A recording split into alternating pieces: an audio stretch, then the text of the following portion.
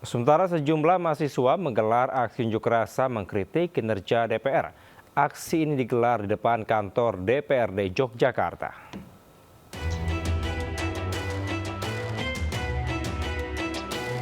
Ribuan mahasiswa dari sejumlah kampus di Yogyakarta menggelar aksi damai bertajuk Aliansi Jogja Memanggil. Aksi ini dipusatkan di Bundaran Universitas Gadjah Mada, Sleman, Yogyakarta. Dalam aksi ini ada 14 tuntutan yang disuarakan, yaitu terkait tunjangan anggota DPR serta tindakan represif personel kepolisian dalam menyikapi aksi di Jakarta yang menewaskan Afan Kurniawan dan di Yogyakarta yang menewaskan Reza Sendi Pratama.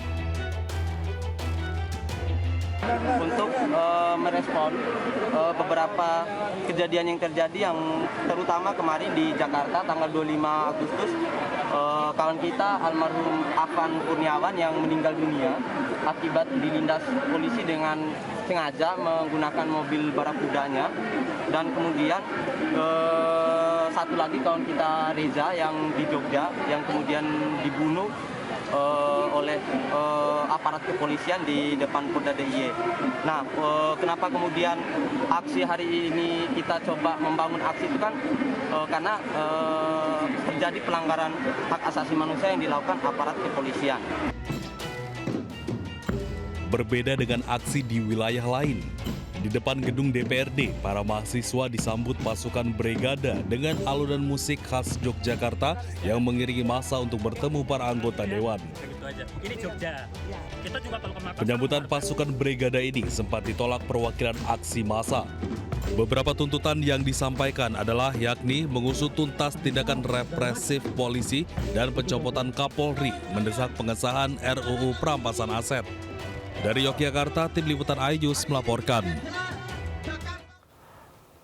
Pemirsa, sejumlah aliansi masyarakat dan mahasiswa kembali menggelar demo di depan gedung DPR MPR RI pada Senin siang.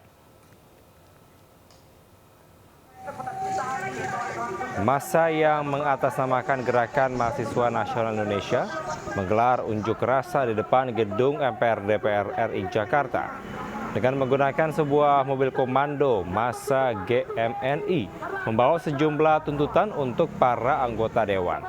Massa menuntut evaluasi serta memecat anggota DPR yang tidak pro rakyat. Selain itu, massa juga menuntut DPR segera mengesahkan RUU Perampasan Aset. Tak hanya tuntutan untuk para wakil rakyat, massa juga menyampaikan tuntutan untuk mengevaluasi dan memecat seluruh menteri dan wakil menteri yang masih merangkap jabatan sebagai komisaris di BUMN. Sebanyak 5.369 personel gabungan disiagakan mengamankan aksi ini.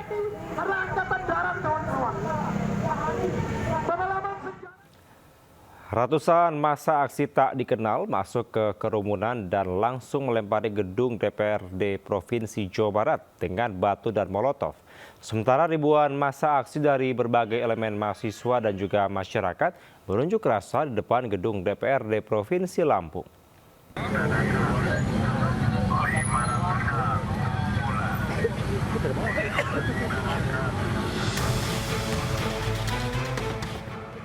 Massa aksi tak dikenal mulai merangsek masuk ke kerumunan aksi pada Senin sore di gedung DPRD Provinsi Jawa Barat. Tak lama berselang, massa aksi tak dikenal berpakaian serba hitam tersebut langsung melemparkan batu. Selain itu, bom molotov serta petasan juga diarahkan ke arah DPRD Provinsi Jawa Barat. Massa juga mulai anarkis dengan membakar spanduk sisa aksi mahasiswa. Massa aksi tak dikenal tersebut melakukan pengerusakan di gedung DPRD Provinsi Jawa Barat.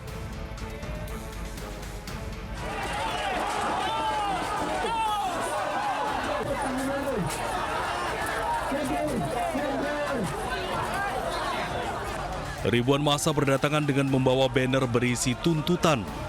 Aparat kepolisian menjaga ketat pintu masuk gedung DPRD Lampung dengan dibatasi kawat berduri. Sempat terjadi ketegangan antar petugas dengan pendemo yang berusaha masuk pintu gerbang. Kawat berduri pun berhasil dirusak pendemo. Masa aksi dari berbagai elemen yang menamakan Aliansi Lampung Melawan menuntut pengesahan Undang-Undang Perampasan Aset. Mendesak para ketua partai agar memberhentikan kader-kader yang dianggap bermasalah dan meminta Presiden untuk memecat menteri-menteri yang dinilai problematik. Maka sesuai dengan amanat konstitusi, tentu kami pemerintah Provinsi Lampung harus menjaga, melindungi hak-hak mereka untuk bersuara. Dan alhamdulillah juga seluruh aspirasi mereka kita terima dan akan kami segera diteruskan kepada pemerintah pusat yang mana memang wilayah pemerintah pusat. Akibat aksi unjuk rasa itu, sejumlah toko, SPBU, dan kantor pemerintahan di sekitar lokasi ditutup. Tim Liputan iNews melaporkan. Ya, pemirsa, Direktorat Reserse Kriminal Umum dan juga Laboratorium Forensik Polda Sulsel melakukan olah TKP di kantor DPRD Kota Makassar pasca dibakar oleh sejumlah oknum yang tidak bertanggung jawab. Kapolda Sulsel menegaskan akan segera menetapkan calon tersangka yang terlibat dalam aksi pembakaran ini.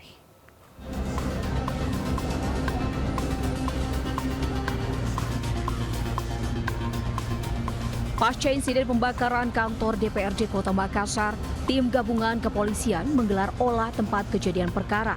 Petugas telah mendata kerusakan yang terjadi termasuk sejumlah kendaraan dinas dan pribadi yang ikut terbakar di halaman kantor. Petugas juga mengumpulkan sisa-sisa material guna penelitian lebih lanjut. Polisi telah memeriksa material yang digunakan oleh sejumlah pelaku di lokasi, serta meminta keterangan saksi guna menetapkan calon tersangka yang terlibat. Total lebih kurang sekitar 250 miliar ya, kerugian negara yang diakibatkan oleh perilaku masyarakat yang tidak bertanggung jawab. Termasuk 3 nyawa saudara kita harus menjadi korban dari perilaku tersebut. Kawasan kantor DPRD masih dijaga ketat aparat keamanan. Proses olah TKP diharapkan bisa menjadi petunjuk penting bagi polisi untuk mengungkap motif di balik aksi pembakaran ini. Dari Makassar, Sulawesi Selatan, Yol Yosfit melaporkan. Pemirsa, Satreskrim Polres Bogor bersama dengan Brimob Cikias mengamankan 17 pelaku percobaan penyerangan ke Makobrimob Cikias, Kecamatan Gunung Putri, Kabupaten Bogor. 4 orang aktor sebagai provokator diantaranya ditetapkan sebagai tersangka.